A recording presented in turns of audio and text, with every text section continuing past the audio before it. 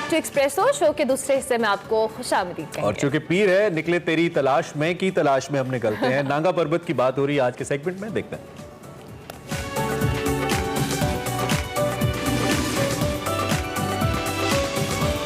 अस्सलामुअलैकुम, मैं वकार अहमद और आप देख रहे हैं निकले तेरी तलाश में। नांगा पर्वत कमाल पहाड़ है और खूबसूरत पहाड़ है, और एक ऐसा पहाड़ है जिसके दामन में खूबसूरत जंगल है। ऐसा नहीं होता 8000 किसी भी उसके दामन में जंगल नहीं हुआ करते, लेकिन ये बहुत से हवालों से मुनफरिद है। हुज्जम के लिहाज से ये दुनिया का सबसे बड़ा पहाड़ है, बहुत मुनफरिद है। इसके हवाले से जो कहानियाँ हैं वो बहुत मुनफरिद हैं। इसके हवाले से जो माउंटेनियर्स की यको पैमाओं की कहानियाँ हैं वो कमाल हैं। किताबें जो इस पर लिखी गई हैं वो ज़बरदस्त हैं। जो फिल्में बनी हैं, नांगा पर्वत जो है वो नो डाउट पाकिस्तान का फ़ख्र है। नांगा पर्वत जो ताड़ साहब की किताब है उसके वाले से ताड़ साहब से गुफ्तगू का, उनसे सवालात का सिलसिला जारी है। ताड़ साहब फंतूरी जो थी वो गैर मुतवक्की थी, उसका जो मंज़र था वो बहुत गैर मुतवक्की था। फेरी मेडोज़ आपके लिए गैर मुतवक्की था। तो जो फेरी मेडोज़ से ब्याल कैंप तक का सफ़र था जंगल में, घने जंगल में, और आज भी वो बड़ा खूबसूरत है। गो कि अब वहाँ पे रैपर्स और बहुत सारा कचरा भी नज़र आता है, लेकिन मैं उस वक्त की बात कर रहा हूँ 88 की। तो जो सफ़र था फेरी मेडो से ब्याल कैंप तक का, ये भी इतना ही गैर मुतवक्के था। उस सारा ही मतलब वहाँ पे तो कुछ पता ही नहीं था। एक जर्मन कपल था, वो मेरा दोस्त बन गया, दे वर द ओनली वन। उसके बाद कोई नहीं आया वहाँ। तो मतलब हाँ, मेरा 4-5 दिन वो थे या हम थे, वो भी चले गए। तो at one time I was all alone in Fairy Meadow. तो वो लोकल थे, चाचा शकूर था एक, जिनकी मदद से हम घूमते फिरते थे। तो ब्याल कैंप वाला भी इटसेल्फ, अब ब्याल कैंप में भी मुझे यही दुख हुआ ना कि वो जो एक हद निगाह का मंजर जो था, जिसके सामने कोई रुकावट नहीं थी, अब वहाँ पे जगह जगह दीवारें बन गई हैं, इधर होटल बन गए हैं, वो मंजर अब मेरी भी मर्जी से तो नहीं वहाँ के लोग एक्ट कर सकते, लेकिन वो मंजर भी ख़त्म हो गया। और वो मेरा ख्याल है कि ब्याल कैंप के आखिर में जाएं तो वहाँ भी नांगा पर्वत का खूबसूरत तरीन मंजर वहाँ से नज़र आता है, और बहुत ही खूबसूरत जगह, बहुत ही खूबसूरत जगह हुआ करती थी। हाँ, हम नाज़रीन को ये दिखाना चाहते हैं कि ये जो ब्याल कैंप है, इस ब्याल कैंप में ये जो आपको पत्थर नज़र आ रहा है, ये ताड़ साहब कुछ कहना चाह रहे हैं। उसमें वकार ये है कि वहाँ पे जो साथ वाली रॉक है ना, उसके नीचे उनका शायद किचन टेंट था।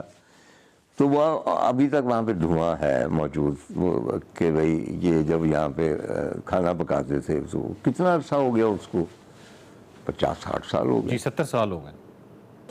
70 साल हो गए। ताड़ साहब, यहाँ पर आपकी पहली मुलाकात जो है वो होती है रहमत नबी से, और रहमत नबी उसके बाद आपके दोस्त रहे, बहुत पुरकशिश शख्सियत के हामिल हैं, बहुत कमाल शख्सियत हैं। लेकिन जो पहला तासुर था उनकी शख्सियत के हवाले से, जब पहली आपकी मुलाकात है, उसका अगर कोई हवाल देना चाहें, वो पहला तासुर क्या था उनकी शख्सियत के हवाले से? रहमत नबी जो है वो बस जो मैं हमेशा यही दुआ करता हूँ कि अल्लाह ताला ये जो डिक्लाइन के साल हैं और उसके बाद जो आखिरी एक इम्तिहान है उसमें मतलब कि आसानी से सुरखरू फरमाए। रहमत नबी अब चल नहीं सकता। जिस शख्स को मैं फेरी मेडो का शहजादा कहता था, बस कुदरत की तरफ से उसका मसले हो गए। अब तो वो इस्लामाबाद में रहता है, लेकिन वो he was one of my best friends in north, और वो कहीं भी होता था उसको ख़बर मिलती थी कि ताड़ साहब आए हैं, और वहाँ से वो मारो मार करता दिन रात पहुँच जाता था मेरे पास। फेरी मेडो में मैं जब आरिफ असलम साहब जो हैं शंग्रीला के ओनर, ब्रिगेडियर असलम के बेटे, वो भी बड़े बहुत अजीज़ दोस्त बड़े अरसे से, तो उन्होंने एक दफ़ा मेरी पूरी फैमिली के लिए किया था अपना सारा बंदोबस्त, टेंट वगैरह और सारा कुछ। और तब जीपें थीं, मतलब वो जीप रोड थी। तब भी मुझे याद है कि रहमत नबी की जो 1 या 2 जीपें थीं, उन्होंने हमसे किराया नहीं लिया। तो वहाँ पे हम गए थे ऊपर, और वहाँ पे टेंट लगाया, पूरी फैमिली थी मेरी, बच्चों की भी सारी। तो वहाँ पे एक पत्थर था, वहाँ पे वो 92 लिखा हुआ था। मैं गया था जब 92 में। तो रहमत नबी ने उसे प्रिजर्व किया। रहमत नबी ने और भी कोशिश की कुछ चीज़ें प्रिजर्व करने की, लेकिन चूँकि वो अब वहाँ नहीं है, تو اس لیے وہ ایسا نہیں ہو سکا.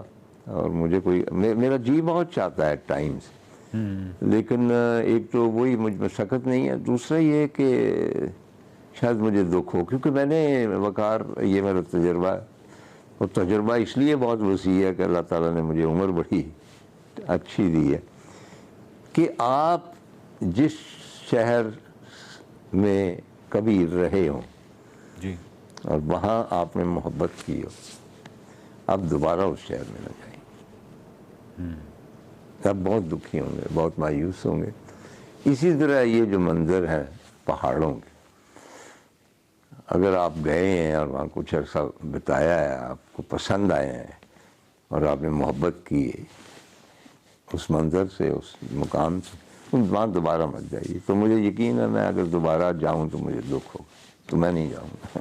واہ، طاہر صاحب آپ نے لکھا ہے کہ آپ کو ایک انگریز کردار ملا، اور جی، اس کو آپ نے کہا کہ ہم پاکستانیوں کا ایک تھیسس یہ بھی ہے کہ آپ اس لیے آسانی سے دنیا گھومتے ہیں اور اپنی جان کو خطرے میں ڈالتے ہیں کیونکہ آپ کے تو پیچھے کوئی رونے والا نہیں ہوتا، اور اس لیے آپ یہ زندگی کو خطرے وغیرہ میں ڈالتے ہیں.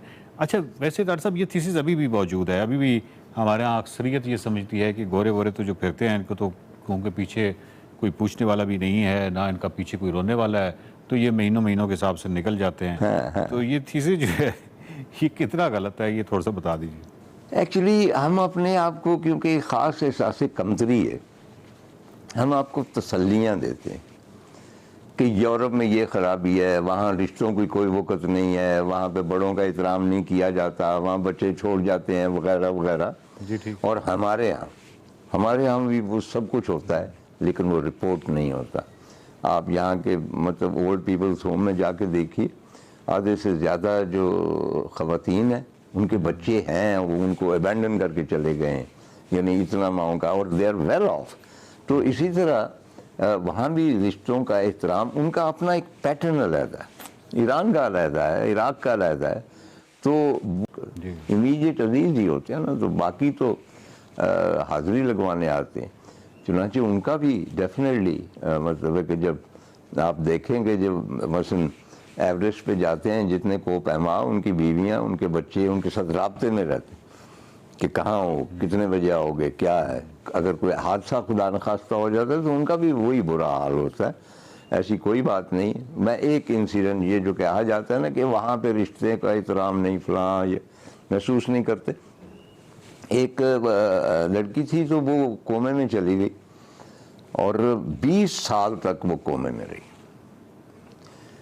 اور اس کی ماں اس کے پاس بیٹھی رہی. فار 20 years ماں اس کے سرانے بیٹھی رہی، اور وہ نہ بول سکتی تھی، نہ کچھ کہہ سکتی تھی، ویجیٹیبل فارم. اور اس کا خاوند بھی چھوڑ گیا اس کو کہ بھئی میں اپنی زندگی کا کروں. یہ تو یہاں سے اس نے کہا کہ جب تک یہ ہے میں اس سے دور نہیں جا سکتی.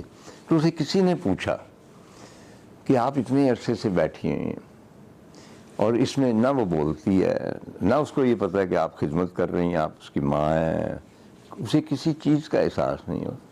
تو وہ کیا چیز ہے جو آپ کو اس طرح بٹھائے ہوئے؟ تو اس نے کہا کہ بات یہ ہے کہ کبھی کبھی وہ آنکھیں کھولتی ہے اور میری طرف دیکھتی ہے اور آنکھوں میں کہتی ہے تھینک یو مامی. میں اس تھینک یو مامی کے لیے، تو ان کا ہاں رشتوں کا ہے احترام. ان کا سوسائٹی اس قسم کی ہے کہ اس میں بہت ساری پرابلمز ان کو ہوتی ہیں، لیکن انسان جہاں بھی ہے اسی طرح ہی محسوس کرتا ہے جس طرح ہم محسوس کرتے ہیں.